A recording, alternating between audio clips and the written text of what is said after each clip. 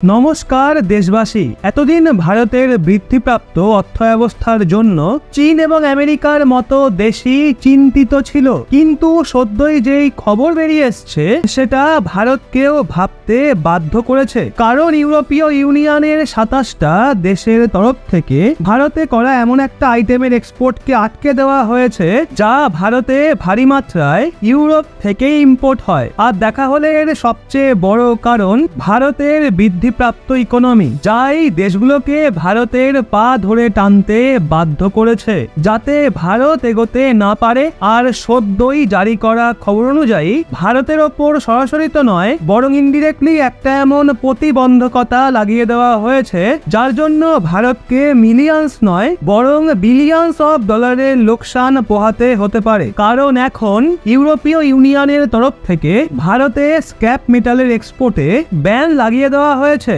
আর ভাববার বিষয় হলো, একদিকে এই ইউরোপীয় ইউনিয়নের 27টা দেশ ভারতের সাথে এফটিএ অর্থাৎ ফ্রি ট্রেড এগ্রিমেন্ট সাইন করতে চাইছে যাতে ভারত এবং তাদের মাঝে বাইলেটারাল ট্রেড আরো মজবুত হয়। কিন্তু অন্যদিকে যখন ভারত নতুন নতুন রাস্তা দিয়ে উন্নতির দিকে এগিয়ে চলেছে তখন এই দেশগুলোই ভারতের পা ধরে টানছে। তো এই সম্পূর্ণ আপডেটটা কি সেটা এই ভিডিওতে আমরা জানবো, কিন্তু এগিয়ে যাওয়ার পূর্বে এইভাবে সবসময় আপডেট থাকার জন্য ভিডিওটা একটা লাইক করে চ্যানেলটা সাবস্ক্রাইব অবশ্যই করে নিন, কেননা এটা আপনাদের জন্য 1 সেকেন্ডের ব্যাপার কিন্তু এটা আমাদের জন্য অত্যন্ত মূল্যবান। আসলে সদ্যই জারি করা খবর অনুযায়ী ইউরোপীয় ইউনিয়নের তরফ থেকে একটা নতুন সিস্টেম লাগু করা হয়েছে যেটা হলো ওয়েস্ট সিস্টেম ম্যানেজমেন্ট পলিসি। যেই পলিসির দরুন ভারতের মতো দেশে স্ক্র্যাপ মেটালের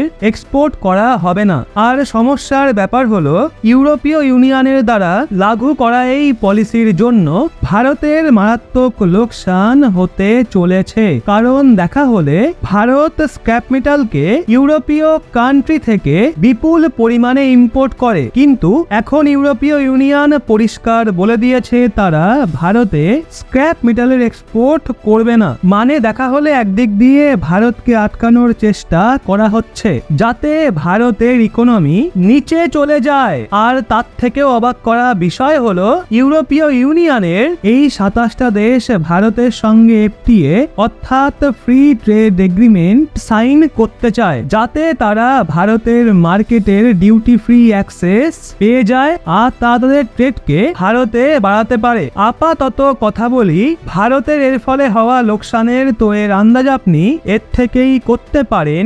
আমরা এই বছরই মানে 2024 সালে মোটামুটি 2.3 মেট্রিক টন স্ক্র্যাপ মেটালকে শুধুমাত্র ইউরোপ থেকে ইম্পোর্ট করেছি, যা গত বছরের তুলনায় প্রায় 64% বেশি। আর ভারতে স্ক্র্যাপ মেটালের চাহিদা বছরের পর বছর ধরে বেড়েই যাচ্ছিল। কিন্তু এখন আপনাদের মনেও এই প্রশ্ন আসতে পারে যে আমরা কেন ইউরোপীয় দেশগুলোর থেকে ভারী মাত্রায় স্ক্র্যাপ মেটালের ইম্পোর্ট করি। কারণ দেখা হলে এগুলোতে এক ধরনের আবর্জনা, কিন্তু এর জন্য ভারতকে ইউরোপীয় দেশগুলোতে মূল্য চোকাতে হয়। এমনটা এর জন্য কারণ আবর্জনা হওয়া সত্ত্বেও এগুলো অ্যালুমিনিয়াম, স্টিল এবং আয়রনের মতো প্রয়োজনীয় মেটাল হয়ে থাকে যার চাহিদা দিনকে দিন বেড়েই চলেছে। আপাতত ভারতের দ্বারা ইউরোপিয়ান দেশগুলোর থেকে ভারী মাত্রায় স্ক্র্যাপ মেটাল ইম্পোর্ট করার রিজনের কথা যদি বলা হয় এর জন্য আপনাদের বলে দিই, যদি র ম্যাটেরিয়ালের ব্যবহার করে আয়রন এবং অ্যালুমিনিয়ামের মতো উপযোগী মেটালকে ম্যানুফ্যাকচার করা হয় তো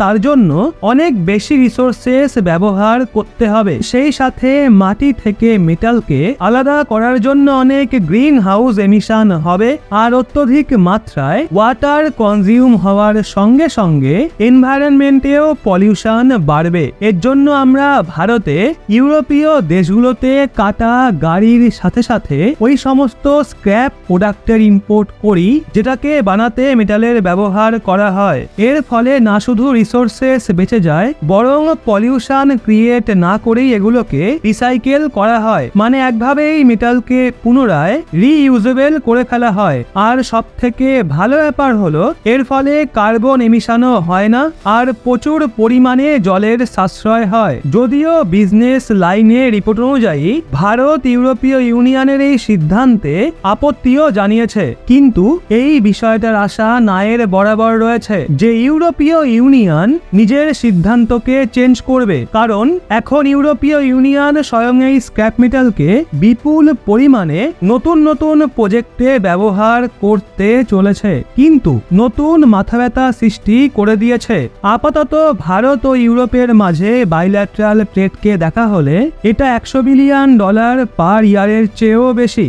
আর এই ইউরোপীয় দেশগুলোর মধ্যে একটা দেশ হলো নেদারল্যান্ড, যাকে ভারতের তৃতীয় বৃহত্তম ট্রেড পার্টনার বলে মনে করা হয়। আর যদি ডিপেন্ডেন্সির কথা বলি তো ভারতও অনেক ক্ষেত্রে ইউরোপীয় দেশগুলোর ওপর ডিপেন্ডেন্ট। আর যদি শুধু স্ক্র্যাপ আয়রনকে দেখা হয় তো আমরা গত বছর মোটামুটি 18 মেট্রিক স্ক্র্যাপ আয়রন ইউরোপীয় দেশগুলোর থেকে ইম্পোর্ট করেছি। যদিও ইউরোপ ও ভারতের মাঝে বাইল্যাটারাল ট্রেডে কোনো সমস্যা নেই, কিন্তু এখনো পর্যন্ত ইউরোপ থেকে ভারী মাত্রায় স্ক্র্যাপ মেটালকে ইম্পোর্ট করে আমরা যে কার্বন এমিশনের গেম থেকে বেঁচে যেতাম, ওখানেই এখন আমাদের মারাত্মক ক্ষতির সামনা করতে হতে পারে। কারণ যখন ভারত স্ক্র্যাপ মেটাল পাবে না, তখন ভারত র মেটেরিয়ালের ব্যবহার করে আয়রন, অ্যালুমিনিয়াম এবং স্টিল ম্যানুফ্যাকচার করবে, যার জন্য ভারতের ভালো খরচা হওয়ার সাথে সাথে বেশি রিসোর্সের ব্যবহারও করতে হবে। আসলে এক্ষেত্রে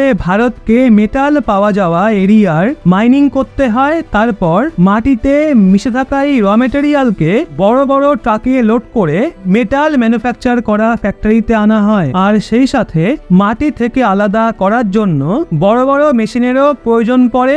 এজন্যই পলিউশন বাড়ার সঙ্গে সঙ্গে খরচও বেড়ে যায়। কিন্তু সেখানে অন্যদিকে ইউরোপীয় দেশগুলোর থেকে স্ক্র্যাপ মেটালকে ইম্পোর্ট করলে সেটাকে পুনরায় রিসাইকেল করে সহজেই রিইউজেবল করে তোলা যায়। যদিও এই প্রক্রিয়ার জন্য ভারতের ডিপেন্ডেন্সি তো বেড়ে যাবে, কিন্তু ভারতে পলিউশন বৃদ্ধির কারণে ইউরোপীয় দেশ অন্তর্রাষ্ট্রীয় মঞ্চে ভারতকে ক্রিটিসাইজ করার বিন্দুমাত্র জায়গাও ছাড়বে না, যার জন্য ভারতের ইমেজে মারাত্মক ইম্প্যাক্ট পড়বে।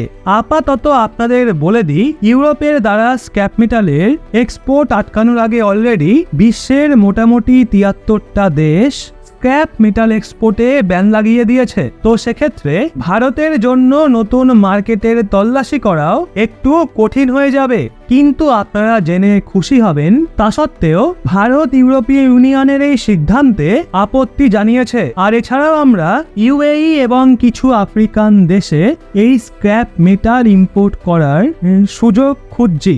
আর এছাড়াও আমরা ইউএই এবং কিছু আফ্রিকান দেশ থেকে এই স্ক্র্যাপ মেটাল ইম্পোর্ট করার সুযোগ খুঁজছি, কারণ দেখা হলে এই সময় ইউএইর সাথে ভারতের স্ট্র্যাটেজিক পার্টনারশিপ খুবই ভালো রয়েছে। তো এই বিষয়টার আশা বেশি রয়েছে যে ইউএই এবং আফ্রিকার মতো দেশগুলো ভারতকে স্ক্র্যাপ মেটাল ইম্পোর্ট করার সুযোগ পাক। বাকি আপনাদের কি মনে হয়, ভারতের দ্বারা অবজেকশন জানানো সত্ত্বেও ইউরোপীয় ইউনিয়ন ভারতকে স্ক্র্যাপ মেটালের এক্সপোর্ট চালু করবে নাকি না?